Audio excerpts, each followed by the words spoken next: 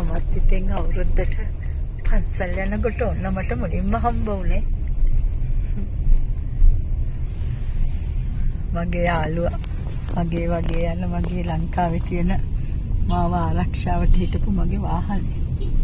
දැන් නම් අද නම් සුබ අලුත් අවුරුද්දක් නිසා පුතේ මම ඉතින් කිව්වනේ මම දානෙත් හදාගෙන මෙහෙ පන්සලටත් ගිහිල්ලා තාත්තට ඉතින් වැඩනේ මං ඉතින් යන ගිහිල්ලා මගේ වැඩ ටික කරගෙන බුදු පියාණන් වහන්සේත් බලලා වදින වහන්සේලා දෙනමක් ඉන්න වන්දනා කරලා එනවා ඉඳගෙන කාටත් දන්ත දාතුන් වහන්සේ වඳින්න හම්බුනොත් මෙහෙ ඉන්න අයටත් කොච්චර හොඳද කියලා පොඩි සිතුවිල්ලකුත් මේව කරලා එන අපේ ලංකාවට එන්න පුළුවන් වුණොත් කොච්චර හොඳයිද කියලා මේ බලන්න මේ අපි යනවා ඉතින් ලංකාව වගේම තමයි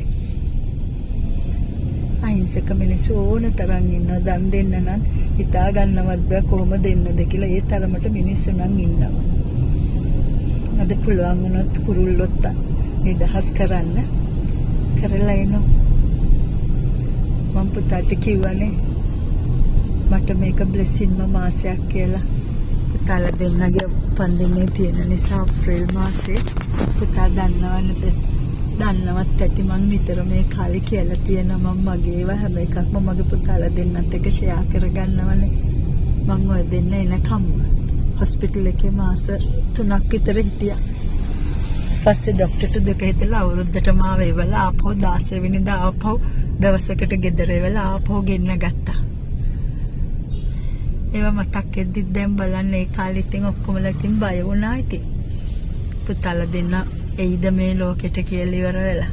හැබැයි ඉතින් තුනුරුවන්ගේ සරණින් ආවා. ඒකයි පුතේ මං පුතාලට හැම මොහොතකම කියන්නේ අම්මා කෙනෙකුට බබෙක් හම්බෙන්න හිටිය හෝ නැත අම්මලා පන්සල් වලට ගියාම අම්මලා හිතනවා අපටත් යහපත් දරුවෝ වෙන්න කියලා පුතාලා ඉතින් හැමදාම මම නම් එදා ඉඳලා අවුරුදු ගාණක් පුතාලව කුසට එන්න කලින් ඉඳන්ම හිතලා තිබුණේ මගේ මටත් හොඳ දරුවෝ එන්න කියලා. මට ඉතින් පුතාලා දෙන්නෙක්ම ආවනේ. ඒ නිසා මම පුතාලව ඒ කාලේ ඉඳන්ම පූජා කරලා තියෙන නිසා උපන්දිනේට මම ගොඩාක් පින්කම් කරන්න බාරගත්ත හැම අවුරුද්දෙම වගේ. පුතාලත් පන්සල් ගිහිල්ලා තිබුණානේ. මම ඒකයි කියන්නේ පුතාලට ළඟම තියෙන පන්සල හරි ගෙදර ඉඳන් හරි ටීවී එක දාලා පුතාලා පුළුවන් හොඳ જાති ඉගෙන ගන්න පුළුවන්. ඒ වගේ පන්සලෙන් පින්වන්ත ස්වාමීන් වහන්සේලාගෙන් තමයි පුතේ නැත්තම් මේ ලෝකෙ ගොඩාක් අපිට උනත් එනකොට හරි අමාරුයි. ඒකයි මම පුතාලට මෙහෙම කිව්වේ දැන් නම් ඉතින් මම බය නැහැ. පුතාලා ළඟම තියෙන පන්සලට ගිහිල්ලා තිබුණානේ.